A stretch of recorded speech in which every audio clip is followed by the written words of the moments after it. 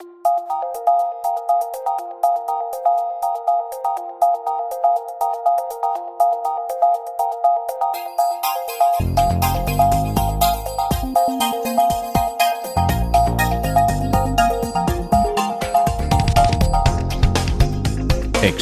has become the most important congress of internationally focused companies.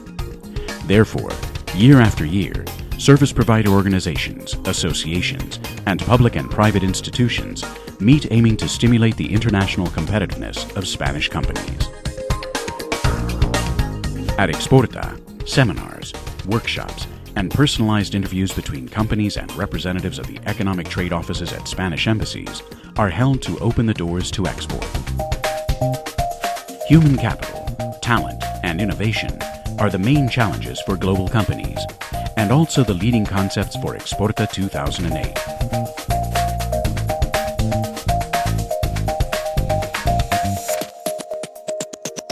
In this context, the participation of Gary Becker, awarded the Nobel Prize for Economics in 1992, is essential.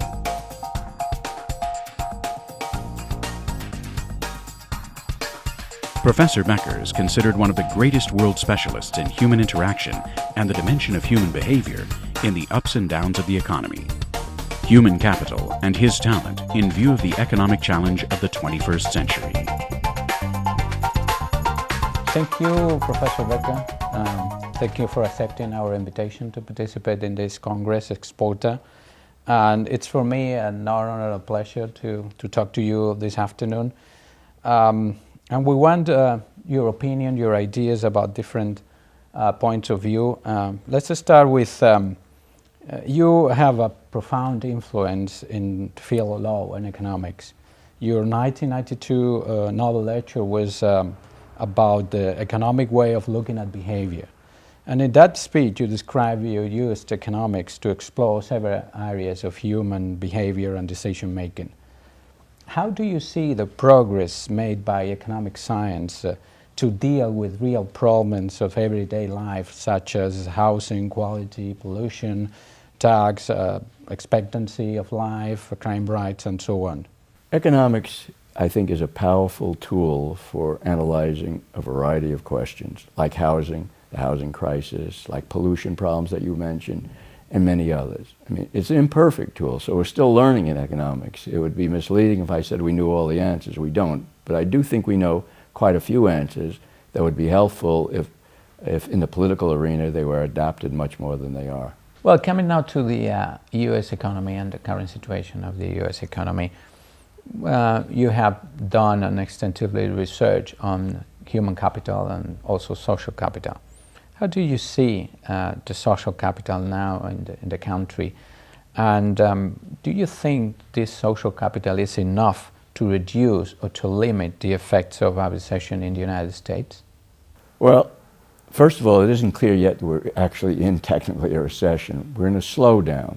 The last 3 months, the first 3 months of 2008, we actually had a slight growth in income, and usually in order to call it a recession, it takes a couple of quarters of actual decline. That may seem like a small difference, but politically it makes a big difference whether we're actually in a recession or not.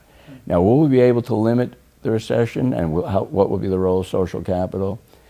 I'm not sure how important social capital will be in limiting the recession, but I am not anticipating that we will have a serious recession if we have a recession technically. I think we'll have a slowdown. It will continue for a while. We may get negative growth in income. We'll get rising unemployment, I believe, above the 5% that we have now. But I'm not anticipating a major recession. Why? I think it's basically the strengths of the economy. We've had enormous strengths in the American economy that's helped us survive. The 9/11 terrorist attack, previous recessions, the war in Iraq. I think it'll help us very much in this recession. Plus the global economy. People often say, well, if the United States sneezes, the rest of the world catches a cold.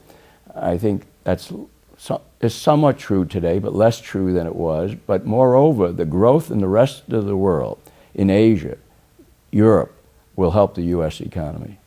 Continuing with the opinion about the U.S. economy, You have stated that the big challenge of international and domestic monetary policies is to separate the economics from the politics. Often, you said, unfortunately, the politics dominates. In this context, and taking into account the problem of the moral hazard, how do you see the Fed's involvement in recent financial crises in the USA? I think the Fed has done some very good things along with the British and the European central banks. I think they've all done some good things in responding quickly, making liquidity available. I think that was important, lowering the discount rate that they charge to banks, commercial banks and investment banks. I think all those were laudatory and helped, I think, moderate the severity of this slowdown. Now, some of the steps that the Fed has taken in particular, I'm less sure were necessary, such as the guaranteeing $25 billion worth of mortgage-backed securities of Bear Stearns. I think that's a bad precedent, and might come to haunt the Fed in the future. But overall, I give the Fed good grades, maybe not an A+, and I'm a teacher used to giving grades, but a pretty good grade. Thank you, Professor. And again, are you surprised by the extent of the subprime crisis, mortgage crisis in the United States? Do you have a proposal about how to prevent the next housing crisis in this country? And also about how to help those who are in danger of losing their homes because of foreclosures? Yeah, to be honest, I didn't foresee the severity of this financial and housing crisis. Most economists knew that the increase in housing prices that were going on at such a rapid rate couldn't continue. But the magnitude of the credit involved, the quality of the debt, I didn't fully foresee. So let me state that right away. Now, in terms of how will we prevent a future crisis?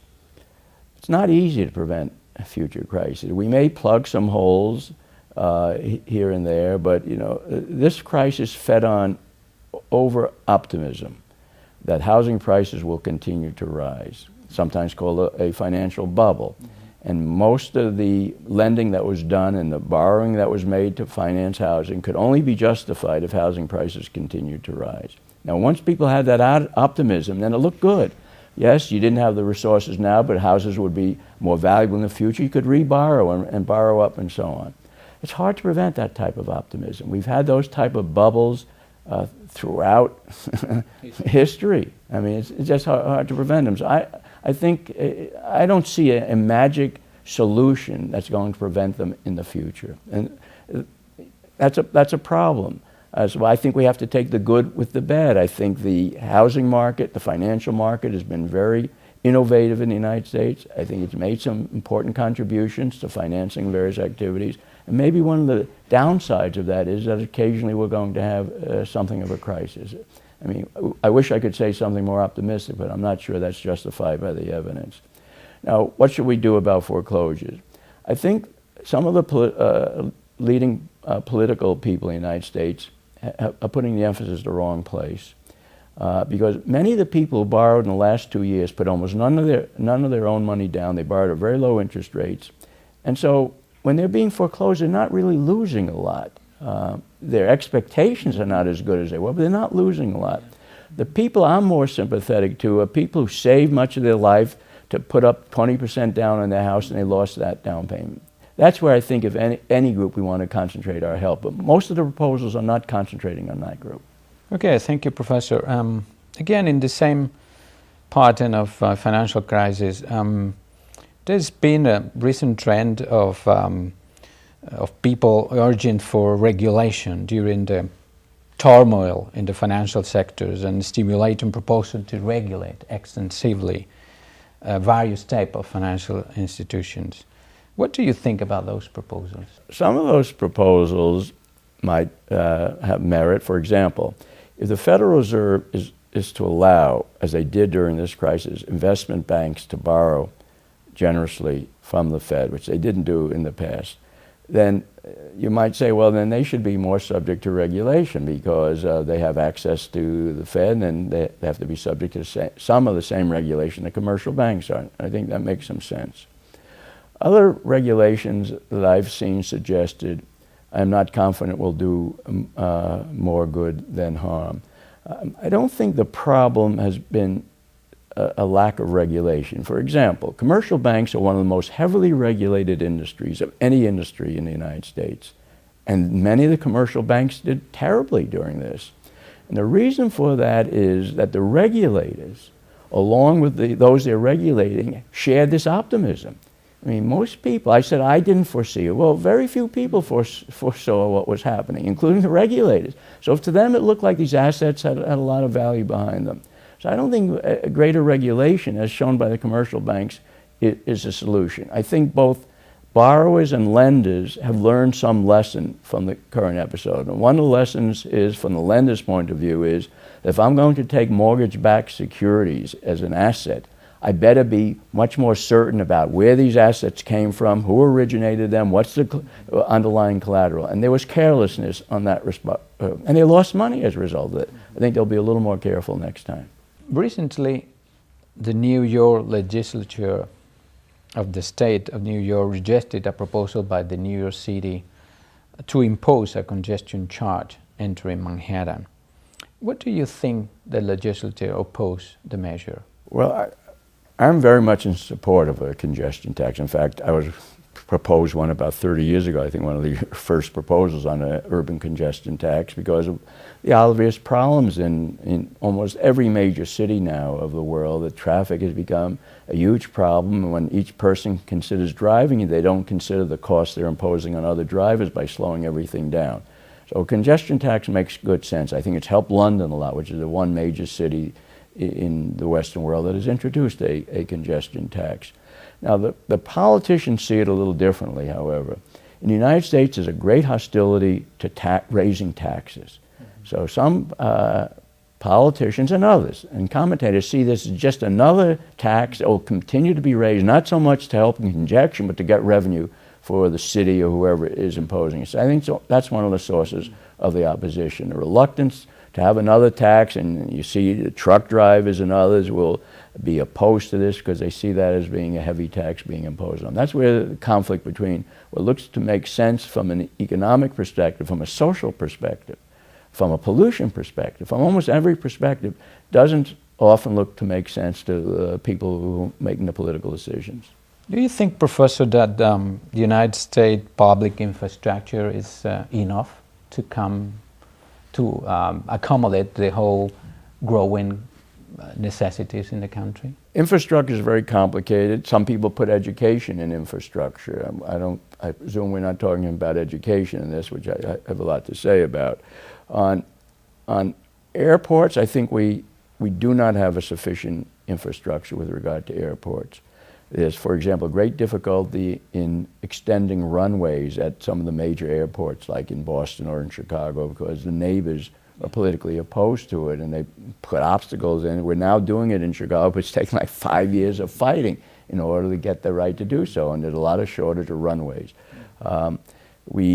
We probably need more airports, not only new runways, but more airports. But again, it's hard to locate an airport in many communities that don't want to have an airport. When Japan built its modern airport 25 years ago, it took years and years in fights against the farmers before they were able to do that. Now you see that all over the place. So I think in air travel, definitely we have some problems in the infrastructure.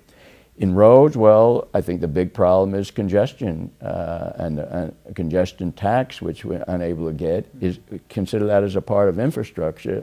We're not able as yet successfully to do that in any major city, and I think that's a big problem. So building more airports, building more runways, extending urban highways, because of the political opposition now to all these type of changes, means most countries have an underinvestment in these sort of activities, including the United States.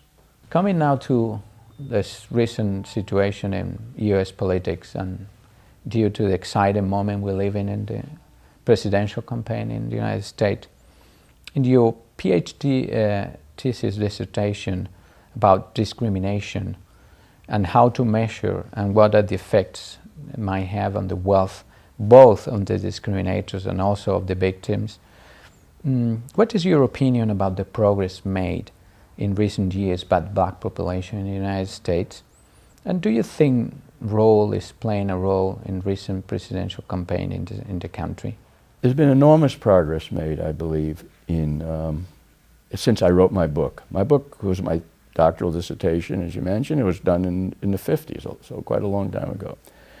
Discrimination against blacks, African Americans, was much more extensive then than now. As you can see it in their earnings compared to that of whites, in their occupations, in their education levels, all that far inferior to what it is now. The subsequent 50 years has been a huge progress in breaking down barriers to a more equal education. The Anti-Discrimination Education Acts that started in 1954 and have continued since then. The opening up of employment opportunities to blacks through competitive pressure and other reasons. So men and women, black men and women, have advanced greatly. They're still below. There's still, of course, room for progress. So you can either look upon it as a glass 90% full but 10% empty, or still worry about the empty 10%. I think one has to be aware of both. We've made a lot of progress. There's still progress to be made. The fact that we can now have a African American who identifies himself, he had a white mother but identifies himself as an African American, who's a very serious contender for the presidency and probably would be favored. I think he'll get the Democratic nomination. He'll probably be favored. Whether he'll win, I don't know. The fact that he could be running is a sign of great progress. Now, does race play a role? Yes. I think it still plays a role in this election. For example, he'll get like 90% of the African American vote, maybe 95% of the African American vote. So that's one way where race is playing a role. On the other hand, I'm sure there are some whites in this country who will not vote for him because he's an African American. So it's playing a role on both sides of it. It's unfortunate, but on the other hand, looking at the glass being pretty full, the fact that we're getting a serious candidate who has a very good chance of winning, I think that's a sign of great progress. And continuing with the election, and in this case with the gender and the played role by gender in the election, you recently wrote about a fact that is a shift in college attendance rate of men and women, no? And the impact this shift will have in the economy as a whole. What do you can comment on this, and what would you see the role of gender in the presidential campaign right now? Well, another remarkable change has occurred not only in the United States but throughout the world has been the growing education of women. In the United States currently, about 60% of those graduating from college are women. 30 or 40 years ago, that fraction was around 40%. So they've gone from being a minority in terms of college attendees and graduates to a significant majority. It's not only true in the United States. I've recently made some calculations for all the developed countries in the world. And again, in 1970, women's attendance at university, higher education as it's called in the world, lagged well behind that of men. Today, on the average, among younger women in their 30s and so on, they're getting more university education than men. So that's a remarkable change. And I think it'll impact the economy because this provides women with the background and training that it can take an increasingly important role in the economy, which they are doing. And the presidential election, again, reflects that. We've never had a serious candidate, a female candidate for the president before this election. And now we have one. She probably won't win the nomination of the Democratic Party, but she's come awfully close to winning it. And if she did win, she'd have a very good chance of winning the election. So again, that's a sign that women are rising up in the political arena, in the economic arena. Again, as with African Americans, you can look at, is the glass empty, partly or partly filled? And same thing is true of women. Women have made enormous strides. They still lag behind that of men. I think that, so there's progress to be made. I think they will make more strides in the future, partly based on the fact their education now is exceeding that of men, and that will prepare them better than men in many respects to be productive, high-level employees. Professor, even if you have now an African American and a woman, you have recently stated there's a lack between the effectiveness in senior leadership position in government and the intelligence of those people. Do you see a problem in leadership in the United States right now? Well, it's a tough question to answer. I mean, you always would like to get better leaders than one has. I mean, the political process, I think, in the United States works better than many outside commentators give it credit to. This long campaigning does reveal characteristics of the candidates that's important. I think if you look at the three presidential candidates, they're a high quality on the average. John McCain on the Republicans, Hillary Clinton, and Barack Obama on the Democrats. They're high-level candidates. They're intelligent. They're committed to this country. And the fact that one is a white male, one is a white woman, the other is a black male is a sign of we're making use of the variety of talent we have in this country. So no, I don't believe on the whole, relative to the past, that we have a shortage of capable political leaders in this country or business leaders. I think we have some very capable people running, and I think it would compare with most periods of American history, aside from the revolutionary period when the country was formed, where we had just an unusually able collection of people. But most normal periods, I think our leaders today would be comparable. Coming now to globalization, in your opinion, what are the challenges the world economy is facing today?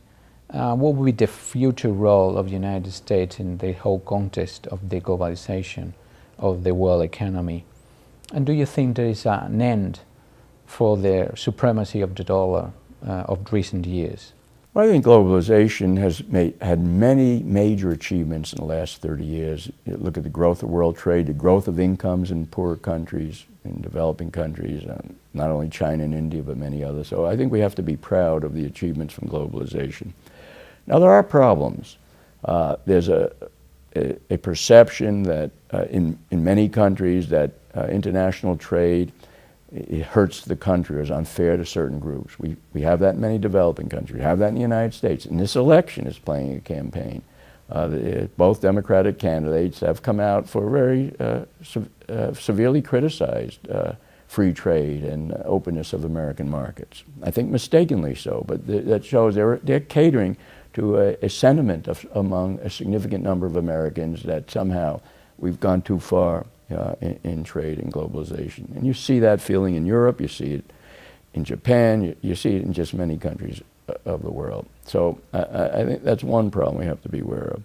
The other problem, you have this enormous rise in the price of food that has been unprecedented in modern history, has meant that the poor individuals in poor countries who spend 60 to 80% of their income on food are suffering a lot as a result of this. When food prices have gone up like 140% in the last 5 years and 75% in the last couple of years, that's a big issue and a big problem. I think it's partly caused by some bad policies, like the biofuel policies of the United States and to some extent Europe. I think has taken corn out of production for humans and animals and into biofuels. And I think that's been a mistake to do it, but it's fed and caused partly this inflation. So that's one problem. Another problem is a perception that globalization has led to growing inequality. And there's some truth to that. What globalization has done is raise the earnings of the more skilled and educated people in different economies compared to the less educated. So that is a widening of inequality. And it's up to countries to recognize this and to engage in the correct type of policies, not to somehow to be sort of penalizing the educated people, but to trying to get more people who are capable of getting that education and getting them through the education. The United States educates a fairly high fraction of its population. We could do better.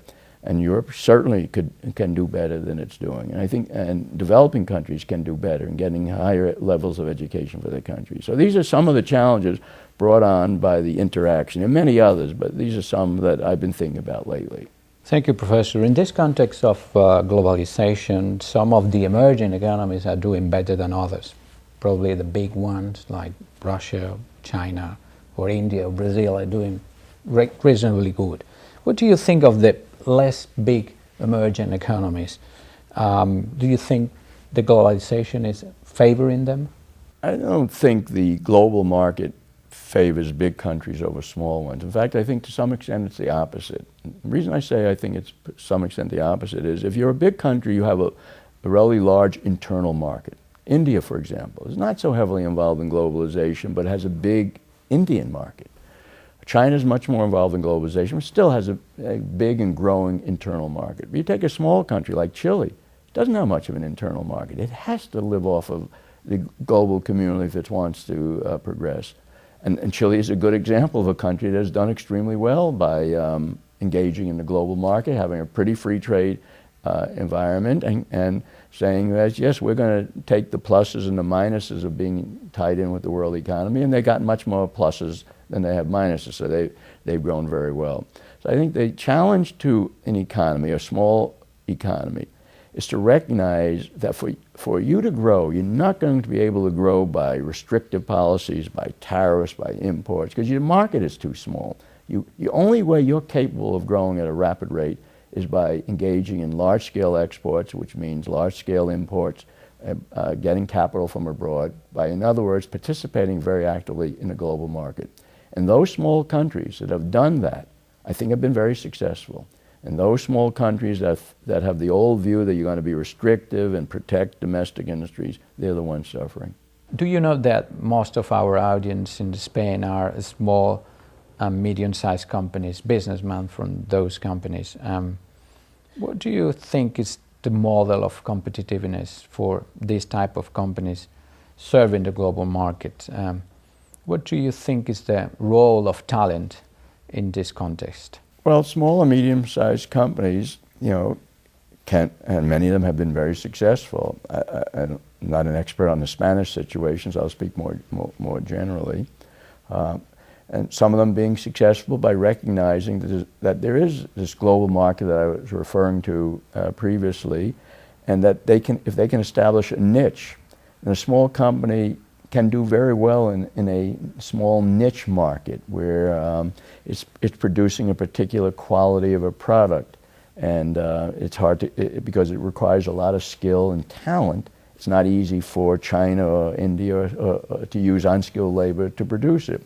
So I think it's no longer possible for countries in rich countries, small companies in rich countries like Spain, which is now a rich country, or Italy or the United States, to be able to compete by offering low quality products based on low skilled labor. That's China and India. They're going to, and other countries like that are going to, they control that market. You got to recognize that. If you want to compete in that market, you should have your head examined, because you can't do it because of your labor costs are too expensive and so on. But you can compete in the market that's based on quality.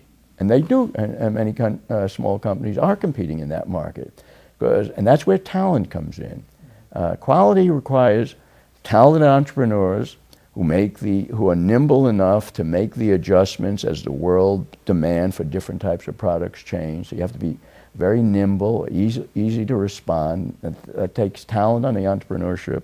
And then it takes talent among the employees to be able to produce this high quality product with low scope for errors. Good quality, low margin of error, and to be able to do that. And so far, the developing countries have not been able to do that on a large scale. And that's, I think, the market for small and medium-sized companies. Coming now to Spain, do you obviously know that Spain has undergone a very dramatic process of change in economic growth during the past 3 decades. One of the reasons for this growth has been the regulation and liberalization of the Spanish economy. But obviously we are a medium-sized country. What do you see will be the challenges facing the future of Spain to continue along this way of growth?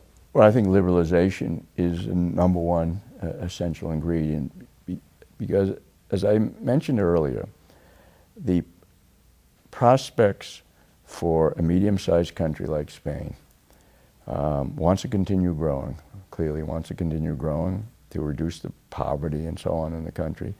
You have to think of having a significant role in the global economy. And I include that as part of the EU, the European Union economy, as well as outside the European Union.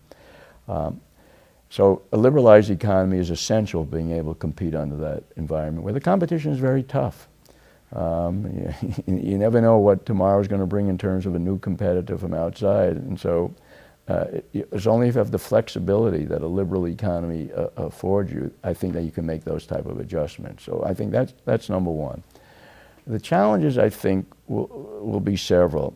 I think as Spain continues to move up and develop, the importance of higher education rises. And Spain, I think, has lagged somewhat in the fraction of its population getting a higher education. Now that's a combination of government and private initiatives are necessary to achieve that. But I think that's very important to put much more resources into higher education. 30 years ago, when Spain was relatively lower income, well, then higher education wasn't so important. But now it's very important. And the evidence I cited earlier, the importance of growing higher education, that's one area where I think Spain, along with a liberal economy, has to make the adjustment. The second, another aspect, a country has to get accustomed to the fact that when you're tied in with the global economy, you're benefiting from that, there are going to be some costs. Certain groups of workers are going to face competition. They may lose their jobs as a result of the globalization. Now, having a flexible economy means that these workers should find it relatively easy to find another comparable job. That's what flexibility does to you. Competition says, yes, we're not going to guarantee you your job. And Spain, I think, does too much guaranteeing still, despite all the reforms that it's had. But we're not going to guarantee you the job so much, but we're going to let competition provide this job. So yes, this sector may be being hit, but we're expanding in this sector, and they're hiring because they know of the flexibility around that. That's a direction I would emphasize, and I think further liberalization in labor markets is something I've called for a long time, for Spain and Italy and some of the other countries. And Spain has made considerable progress, much more than Italy in that regard, but I think more can be done. And also Spain has been a maverick sort of innovator in launching initiatives like the gay marriage of a new ministry for equality. What do you think this initiative infecting the structure of the economy and the behavior of individuals? I've always been on record as supporting gay marriage if people want to engage in those kind of marriages. I think that's a choice for individuals. In the U.S., a lot of people get hung up on whether one can use the word marriage, but I mean, and I don't find that a problem, but certainly the people should be able to write contracts and effectively marriage contracts if they're gay, or whatever it may be. I think it is good for an economy. I mean, I don't think we should exclude behavior that some people may not like because it's unpopular. So I think it's valuable to move in that direction. I think that's why many countries have moved in that direction. Its direct effect on the economy is not large. It's small. But its indirect effect on having a small but vocal fraction of the population believe that they now are getting more equal rights, I think, is significant. So I know it's hard for many countries to make the changes out of traditional marriage. I've written a book on the family. I think the family is very important. Absolutely, I believe that. I think it's very important. But nevertheless, I think people should have the right, if they want to have a different sort of arrangement, such as gay marriage and a lot of other deviations from the traditional family, I think they should have that right.